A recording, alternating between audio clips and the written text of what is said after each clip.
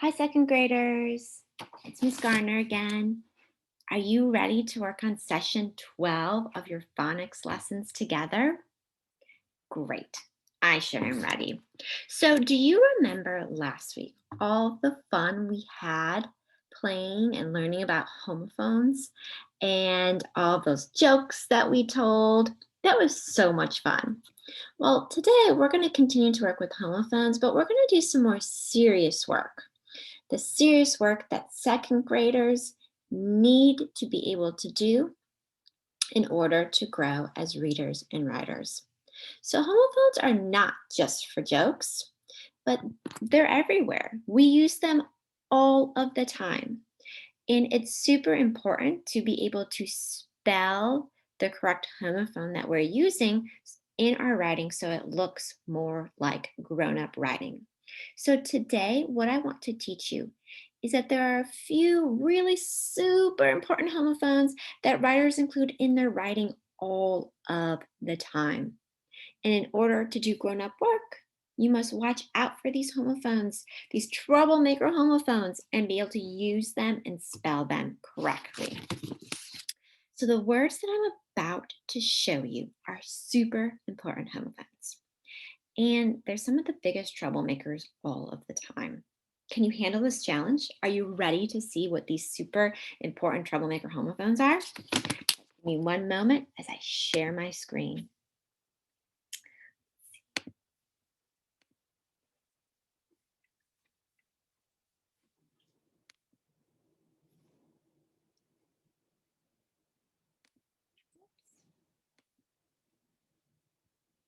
Make it bigger. All right. What do you think? Are these super hard troublemaker homophones to you? I bet you can read them. Two, two, and two. And I bet you're also thinking, Miss Garner, these aren't troublemakers for me. Well, you're right. By second grade, most of you, if not all of you, can read these words in a snap. But the real trouble is in knowing when to spell them or which one you're using and then spell them correctly in your writing. So that's what we're going to focus on today. And I am going to help you study them, discuss the meaning so that you know when to use which one and so that you can spell it correctly in your writing. Okay, ready?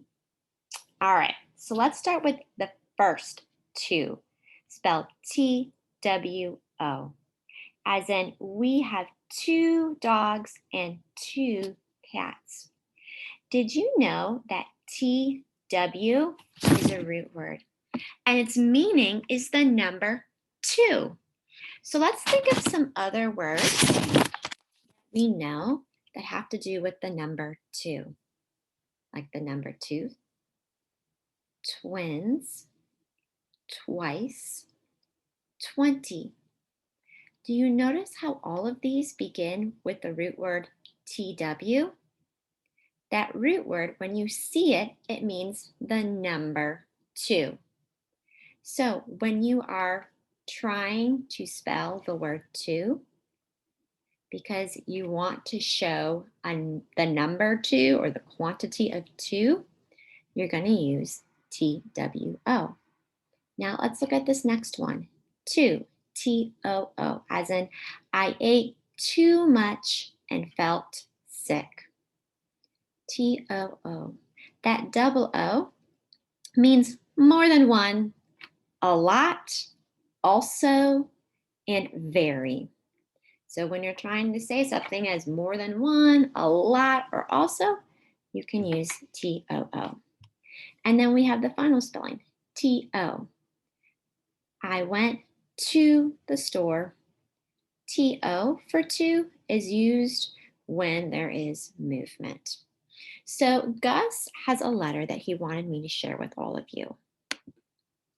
And he did tell me that he was having a hard time with these troublemaker homophones for the word two. So he was hoping that we could read his letter and then pick out where he used the incorrect spelling. So follow along as I read it to you first. I was flying to a new school. My two wings were tired from flapping too much. Suddenly, I saw two lightning bolts. It was a storm. I was too scared to keep flying. I said to myself, Gus, it's too dangerous up here. You'd better fly down to the ground where it's safe. Can you take the next few minutes? Perhaps pause this video, look at Gus's letter and think, where am I noticing that he used the word to? And then ask yourself, did he use the correct spelling based on the meaning that we now know? Take a moment, pause the video. All right, second graders, I hope you paused the video because I'm going to go to the next slide and let's see if you noticed where he misspelled the word to based on the meaning. Is this what you noticed? Let me make my screen small again and let's talk about how they should be spelled. Okay, so I'm going to insert text box. Okay, so for this first one, I was flying to a new school. Remember, TW, that means the number 2. Does that make sense here? No. Gus is trying to show a location. So what spelling should we use? Yeah, it's right. T-O. Make that a little bigger.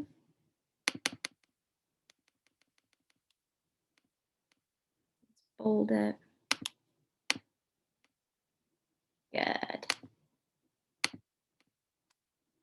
Okay. Then my two wings were tired from flapping too much.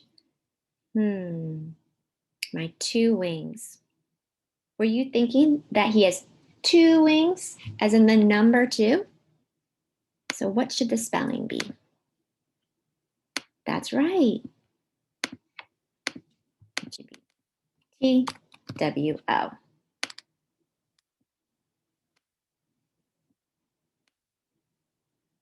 Very good. Let's keep going. My two wings were tired from flapping too much. Were you thinking that they were flapping a lot, like more than one flap? Yeah, so what is the spelling there? Yeah, you're right. It should be T-W or T-O-O.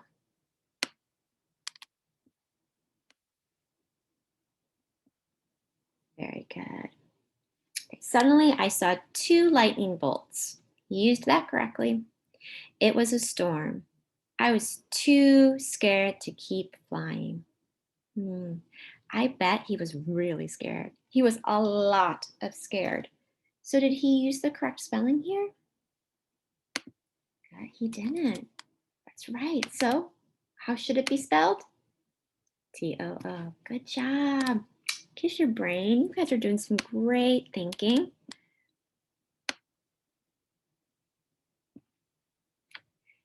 Okay. I said to myself. I said to myself. TW, that means the number 2. Does that spelling make sense there? No. What one should go there? Very good. T-O. Okay, he's kind of telling it to himself. Good. Gus, it's too dangerous up here. I bet you're thinking, well, it's very dangerous up here. So how do we spell it? Good job. T-O-O.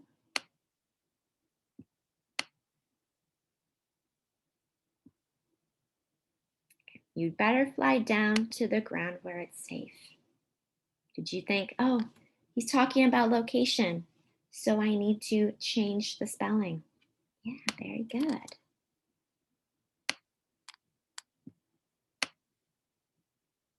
Very good. See, homophones can be really tricky when it comes to thinking about the meaning you are trying to portray in your writing and making sure that you're spelling the correct homophone to match that meaning. So it takes some thinking. Just like today, you did a lot of thinking because you had to think about the meaning Gus was trying to portray in his writing, and then edit the writing or the spelling of the homophones to make sure that it matched that correct meaning. Great job. Now, before I let you go, I want to show you 3 more tricky homophones. Let me make it big again. All right, read them with me, please. There, there, there.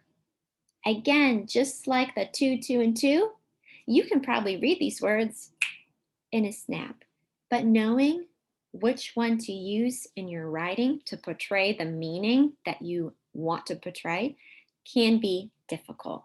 So let's study them and think about their meaning. So let's start with the word there, spelled They apostrophe re. This is a contraction that means they are. So I like to think in my head when I'm trying to write a sentence that uses there, I say to myself, am I actually trying to say they are in my sentence? Because if I am, this is the spelling I want to use. They are is very similar to the contraction you are, your, you are. Youre. So their meaning is similar. So look at it in a sentence. They're having fun at the beach. That's just like me saying they are having fun at the beach. And then see, you are having fun at the pool. They both mean the same thing. Let's move on to this one. There, as in There.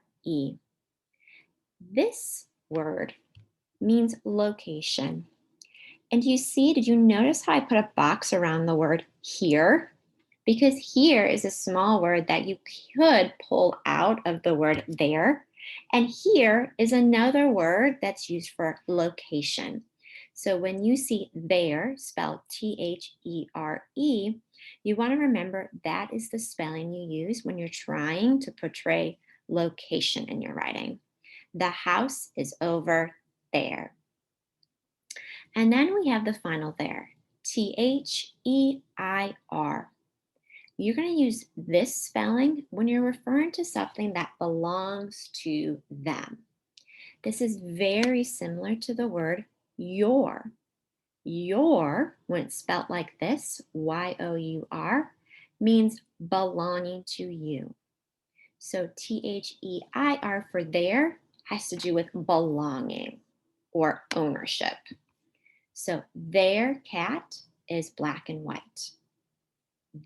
They, or that group of people, own that cat. That cat belongs to them. And then you could say your, Your, cat is orange. Okay, so belonging or ownership. All right, second graders. So remember, homophones are tricky, hard work, and we have to do lots of practicing in order for those meanings and those spellings to be associated together and for our brains to remember them. So as you go off into your writing today, as you do some of your seesaw work today, I want you to be extra aware of these two, and there, and there homophones, sets of homophones that are really troublesome when it comes to spelling them correctly. So make sure to think about the meaning that you want to portray in your writing. All right, best of luck, second graders. See you later.